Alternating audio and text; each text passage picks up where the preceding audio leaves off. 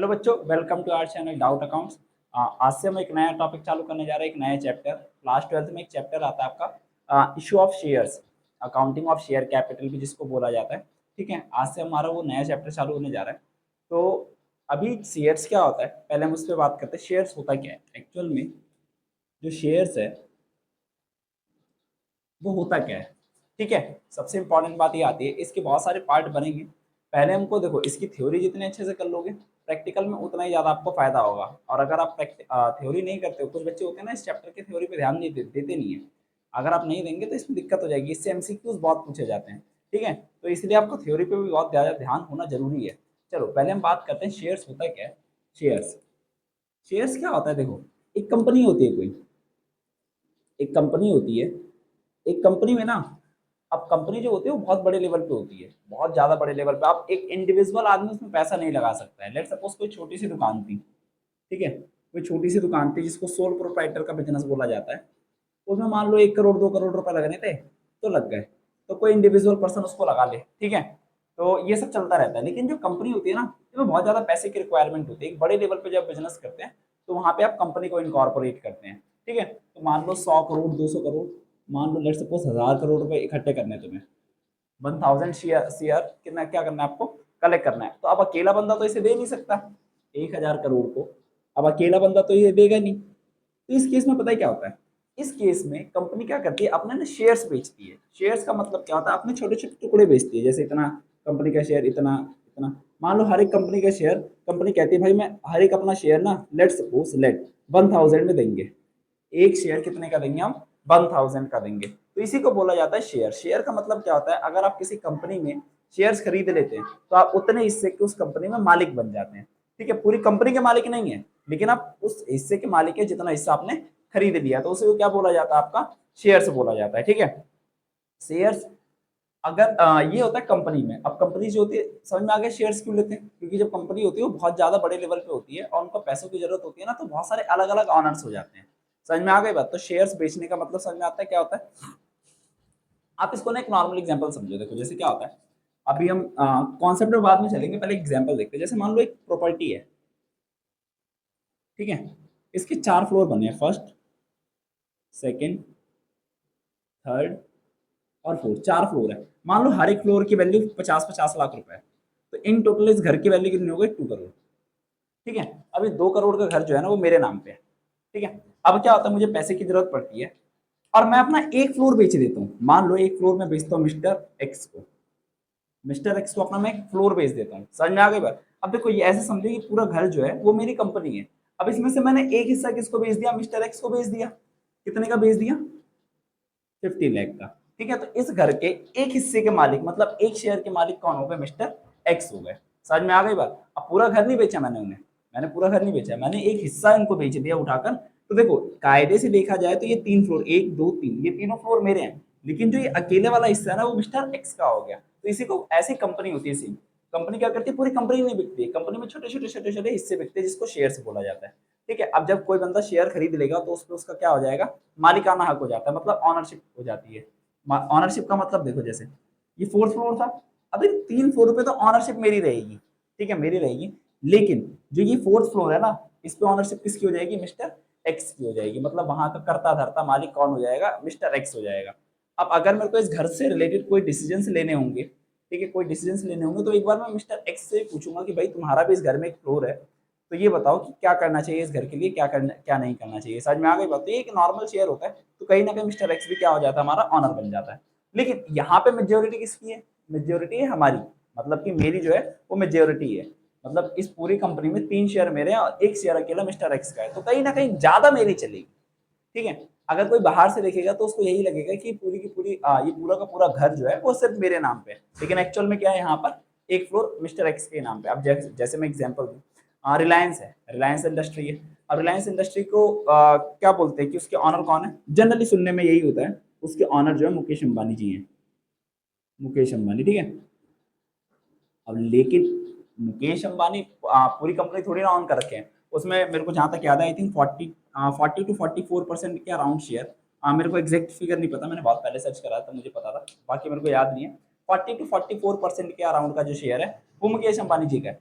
बाकी जो 60% 60% या 65% जो भी 55% 55 जो भी बचा हुआ है, वो सारा का सारा किसका है? वो तो अदर पब्लिक्स का है ना।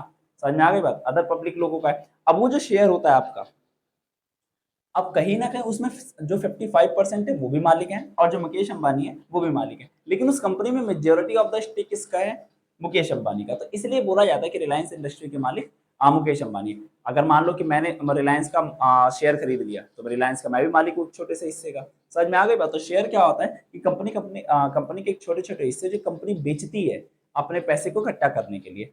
ठीक है, अब जो मिस्टर एक्स था, इसने जो पैसा दिया वो क्या, एज अ ऑनर दिया। समझ में आ गई बात? एज अ ऑनर दिया, एज एन ऑनर। तो इसीलिए जब कंपनी जब शेयर बेचती है, ठीक है, तो इसका मतलब क्या होता है? वो अपनी ऑनरशिप बेच रही है एक तरह से। अब इसके अंदर हम पार्ट पढ़ेंगे कि शेयर्स कितने टाइप के होते हैं, कितने टाइप के नहीं होते हैं, ये सब हम पढ़ेंगे। समझ में आ गई बात? ये सारा का सारा भी कॉन्सेप्ट आएगा। तो इतनी सारी चीजें क्लियर है। शेयर्स क्या होता है? शेयर्स क्या होता है? छोटे छोटे हिस्से कंपनी के जो कंपनी बेचती है। अब जो शेयर खरीदता है उसको क्या बोला जाता है? Share holder. जो शेयर खरीद रहा है ना, उसको क्या बोला जाएगा? Share holder. जैसे हमारे केस में मिस्टर एक्स को क्या बोला जाएगा? शेयर होल्डर बोला जाएगा। या हम ये कह सकते हैं ये इस कंपनी के मेंबर है। क्या है? मेंबर। इनको मेंबर भी बोला जा सकता है, शेयर होल्डर भी बोला जा सकता है, सब कुछ बोला जाता है, तो दिक्कत वाली बात नहीं है। समझ में आ गई बात? लेकिन इस पूरे कॉन्सेप्ट में हमको एक बात बार बार सुनाई दे रही है, कंपनी। हमें बार बार एक चीज सुनाई देती है, कंपनी। एक्चुअल में कंपनी है क्या? ठीक है, कंपनी क्या होती है? इंपॉर्टेंट तो ये भी कंपनी होती क्या है। देखो जैसे क्या होता है, फॉर्म्स ऑफ बिजनेस होते हैं। थोड़ा सा और पीछे चलते हैं।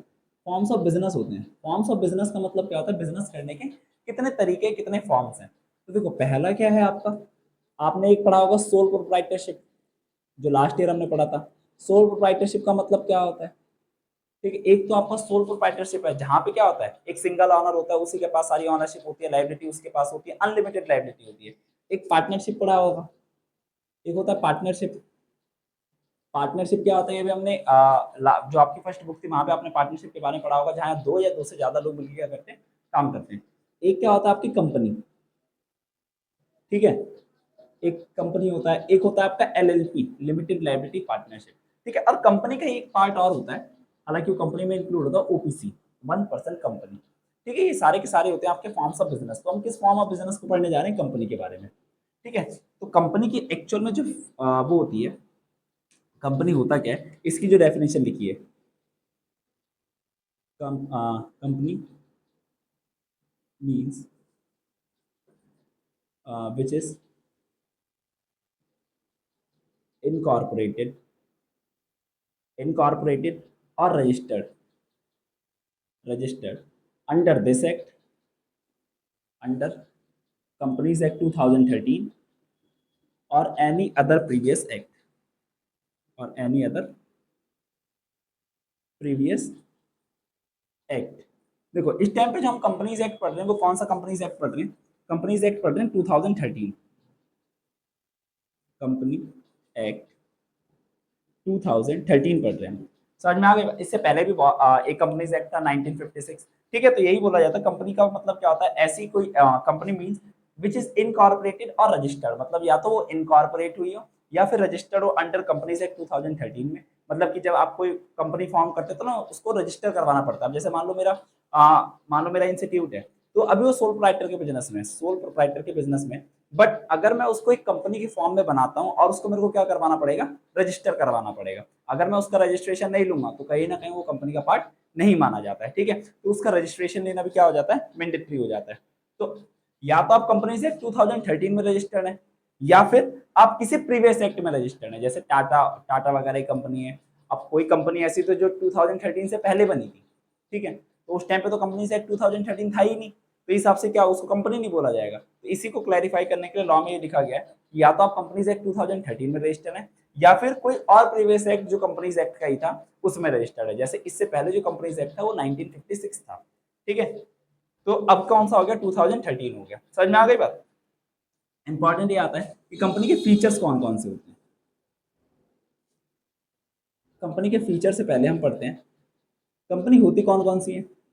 एक होती है प्राइवेट कंपनी, और एक क्या होता है आपका? Public company. ठीक है, इसके अलावा एक कंपनी और होती है, हालांकि वो एक कंपनी नहीं है, वो प्राइवेट कंपनी का एक पार्ट होती है, OPC, one person company.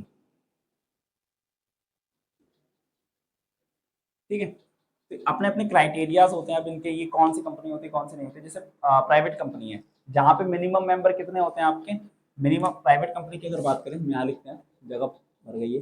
Private company में मिनिमम मेंबर कितने होंगे, 2, मैक्सिमम कितने होते हैं, 200। ठीक है, इसके बारे में हम बाद में बात करेंगे कि इसमें कैसे किस चीज़ को इंक्लूड करते हैं, किस चीज़ को एक्सक्लूड करते हैं, क्या है क्या नहीं है, तो ये अपनी अपनी बातें होती हैं। एक पब्लिक कंपनी होती है जो बड़ी कंपनी होती है, पब्लिक कंपनी क्या होती है, बड़ी कंपनी होती है, इसको हम बड़ी कंपनी बोलते हैं। जैसे मिनिमम कितने मेंबर होते हैं इसमें, 7, और इन्फिनिट और मैक्सिमम कितने हो सकते हैं, इनफाइनाइट, मतलब कि जितना मन में आए उतना रखते चले जाओ, उसको क्या बोला जाता है, आपका पब्लिक कंपनी बोला जाता है। तो कुछ कंपनी के पार्ट होते हैं, समझ में आ गई बात। प्राइवेट कंपनी और पब्लिक कंपनी में हम डिटेल डिस्कशन करेंगे बाद में, लेकिन फिलहाल हम बात करते हैं कंपनी के फीचर्स क्या होते हैं, मतलब कि आप क्या क्या चीजें उसमें देखेंगे कि जिससे आपको पता चल जाएगा कि भाई ये कंपनी है, ये जो फॉर्म ऑफ बिजनेस है वो एक कंपनी है। तो सबसे पहली बात तो वो इनकॉर्पोरेशन। इनकॉर्पोरेशन का मतलब क्या होता है, पहला जो फीचर आता है वो आता है आपका इनकॉर्पोरेशन का। एक मिनट रुकिए, हम इसको रेस कर देते हैं, देखो जरा। हम पहला जो फीचर आता है, पहला फीचर आता है आपका इनकॉर्पोरेशन का। मतलब पहली बात तो इनकॉर्पोरेट होगी किसके अंडर में, अंडर कंपनीज एक्ट 2013 या फिर किसी प्रीवियस एक्ट में। ठीक है, दूसरा फीचर क्या होता है आपका, दूसरा फीचर आता है separate legal entity. Separate legal entity. Separate legal entity का मतलब क्या होता है, सेपरेट लीगल एंटिटी का मतलब होता है जो कंपनी होती है और जो उसके मेंबर्स होते हैं वो दोनों आपस में क्या होते हैं, अलग अलग होते हैं। मतलब कंपनी अपने आप में एक पर्सन है, ठीक है, और मेंबर जो होते हैं वो उसके अलग माने जाते हैं। समझ में आ गई बात। तो सेपरेट लीगल एंटिटी का मतलब यही होता है कि कंपनी और जो उसके ऑनर होंगे, मेंबर होंगे, वो क्या होंगे, हमेशा अलग अलग होंगे। और अकाउंटिंग हम किसकी करेंगे, कंपनीज की। कंपनी के पॉइंट ऑफ व्यू से हम अकाउंटिंग करेंगे, ना कि मेंबर के पॉइंट ऑफ व्यू से अकाउंटिंग करेंगे। ठीक है, जैसे आपने 11th क्लास में कॉन्सेप्ट पढ़ा होगा, accounting principle, business entity concept, वहां पे भी यही था ना, ऑनर अलग और बिजनेस अलग। ठीक है, वही सेम चीज यहाँ पे भी है। कंपनी जो होती है वो अलग होती है और जो उसके मेंबर्स होते हैं वो दोनों क्या होते हैं, अलग अलग होते हैं। अब जो कंपनी है, कंपनी में मान लो 100 मेंबर है, मतलब कि 100 ऑनर है। ठीक है, तो ये अलग है, ये क्या पैसा लेकर आ रहे हैं क्या नहीं लेकर आ रहे हैं, हम इनकी अकाउंटिंग नहीं करेंगे, हम अकाउंटिंग करेंगे कंपनी की। तो इसी को बोला जाता है सेपरेट लीगल एंटिटी। मतलब कंपनी अपने बिहाफ पे किसी का कोई कंपनी के ऊपर केस फाइल कर सकता है, कंपनी किसी के ऊपर केस फाइल कर सकती है, कंपनी कॉन्ट्रैक्ट कर सकती है, कंपनी से कोई कॉन्ट्रैक्ट कर सकता है। समझ में आ गया। जैसे मैं आपको एग्जाम्पल दूँ, जैसे आपने देखा होगा रिलायंस के ना स्टोर खुले होंगे बहुत ज्यादा, वो रिलायंस के जो मार्ट नहीं होते हैं, जो मार्ट्स वगैरह होते हैं, तो आप कभी भी देखोगे ना जो वो मार्ट है, तो आपको ये बोलते हो कि वो रिलायंस का मार्ट है। आपने कभी ये बोला है कि मुकेश अंबानी का मार्ट है, मुकेश अंबानी नहीं बोलते हो ना, मुकेश अंबानी वहां का मेंबर है, ऑनर है, ऑनर है ना, वो एक कंपनी का एक ऑनर है। तो क्या आप मुकेश अंबानी के नाम पे डोनेट करोगे, कभी नहीं, सॉरी, डिनोट करोगे। आप किसके नाम पे डिनोट करोगे कि जो प्रॉपर्टी है सामने वाली वो कौन सी है, रिलायंस की है। समझ में आ गई बात। अगर मान लो एक और एग्जांपल ऐसे समझते हैं, जैसे मान लो कोई सा एग्जांपल लेते हैं, लेट्स सपोज कैडबरी है, कैडबरी की चॉकलेट है।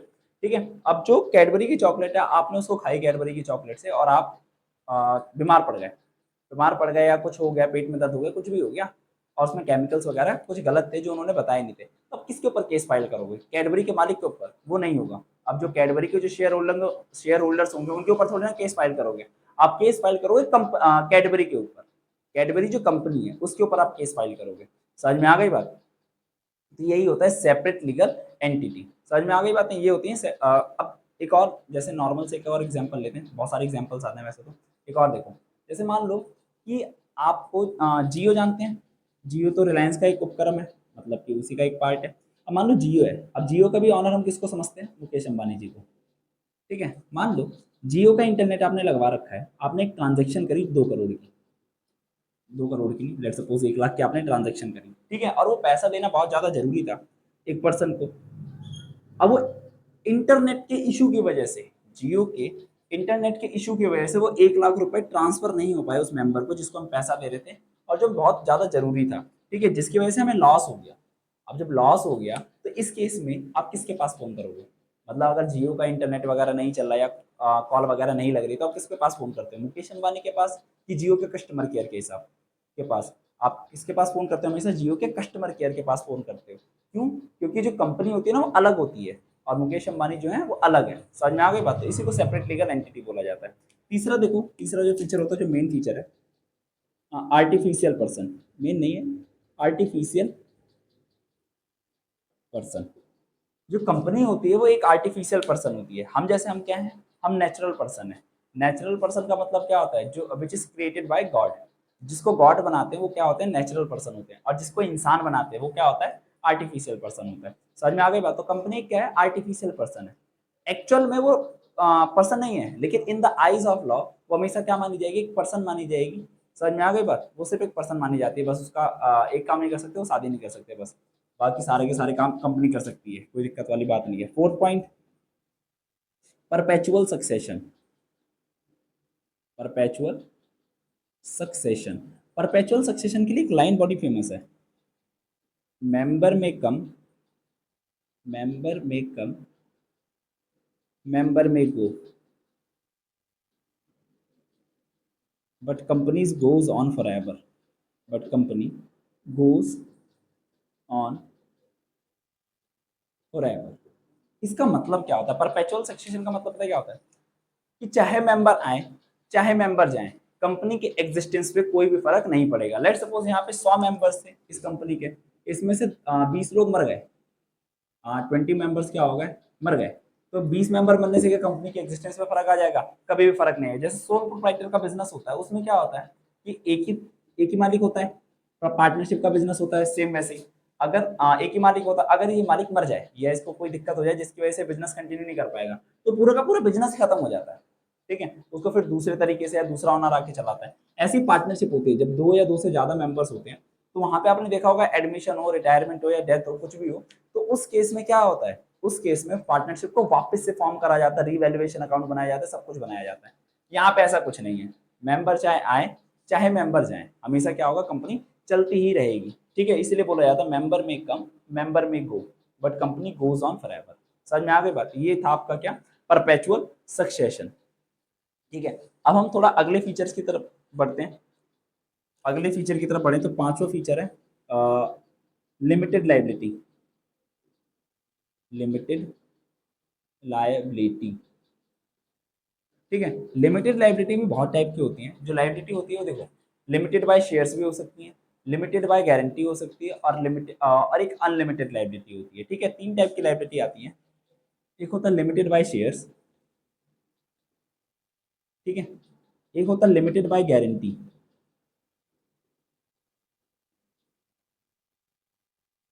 और एक होता है आपका अनलिमिटेड लाइबिलिटी। जनरली जो कंपनी होती है, जो कंपनी होती है, कंपनी ना जनरली क्या होती है, वो उनके जो शेयर्स, सॉरी, जो उनकी लाइबिलिटी होती है लिमिटेड ही होती है। मतलब लिमिटेड लाइबिलिटी का मतलब क्या होता है, जितना पैसा आपने कंपनी में डाल रखा है, ठीक है, अगर कंपनी को कल को कोई लॉस होता है, तो जितना पैसा आपने डाल रखा है ना, तो वही पैसा डूबेगा, आपके घर के बर्तन नहीं बिकेंगे।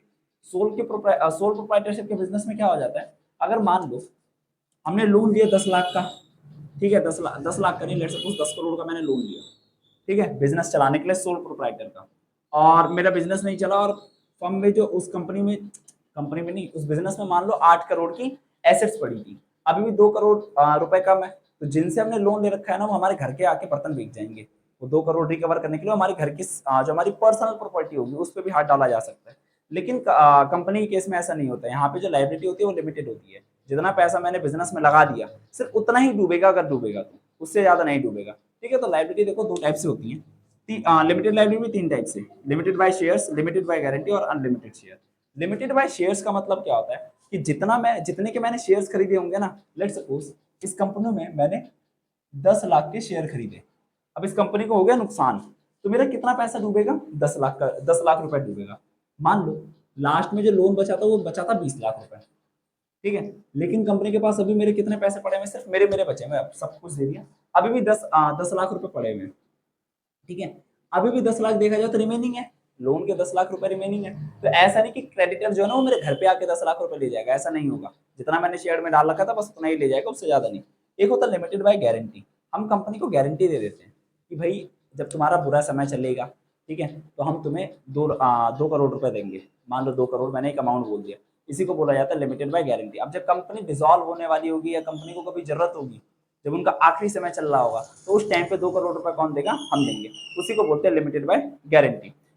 इसके अलावा जैसे मान लो अब लास्ट में जब कंपनी जब डूबने वाली थी ना, डूब रही थी, तो उस टाइम पे जो उनको जरूरत थी, उस टाइम पे जरूरत थी 5 करोड़ की, लेकिन मैंने गारंटी कितने की दे रखी है, सिर्फ 2 करोड़ की। तो मैं सिर्फ 2 करोड़ रुपए ही दूंगा उन्हें, ऐसा नहीं है कि मैं ज्यादा दे दूंगा। अब 2 करोड़ रुपए मैंने दे दिया, अभी भी 3 करोड़ रुपए बचे हुए हैं। अब भाई जिनका पैसा डूबा डूबा, अब हम क्या कर सकते हैं उसमें। तो इसी को बोलते हैं लिमिटेड बाय गारंटी। और एक होता है आपका अनलिमिटेड लाइबिलिटी। कंपनी जो होती है ना, उसमें भी अनलिमिटेड लाइबिलिटी पाई जाती है, लेकिन इसमें क्या होता है, सबसे पहले जो क्रेडिटर्स होंगे, जिनको कंपनी से पैसा लेना होगा, पहले वो कंपनी को लूटेंगे, मतलब कंपनी से रिकवर करेंगे। अगर कंपनी से चारों तरफ से रिकवर नहीं हो पाया, तब फिर वो जाके जो मेंबर्स होंगे उनकी पर्सनल प्रॉपर्टी पे जाएंगे। समझ में आ गई बात। तो ये था लिमिटेड बाय लिमिटेड लाइबिलिटी। इसके अलावा एक पॉइंट और आता है जो इतना इंपॉर्टेंट है, ट्रांसफरेबिलिटी ऑफ शेयर्स, कि हम शेयर्स को कैसे ट्रांसफर कर सकते हैं, कैसे ट्रांसफर नहीं कर सकते। ये आपको तब समझ में आएगा जब आपको प्राइवेट कंपनी और पब्लिक कंपनी के बारे में हम अगली क्लास में बात करेंगे। ठीक है जी, आज के लिए सिर्फ इतना ही नॉर्मल छोड़ देते हैं, बाकी हम अगले क्लास में टाइप्स ऑफ कंपनीज पढ़ेंगे। कंपनी पढ़ने के बाद इसकी हो सके जनरल एंट्री करेंगे। समझ में आ गई बात। तो आज के लिए सिर्फ थ्योरेटिकल पोर्शन इतना ही, उसके मिलते हैं हम अपने अगली क्लास में। तब तक के लिए टाटा बाय बाय।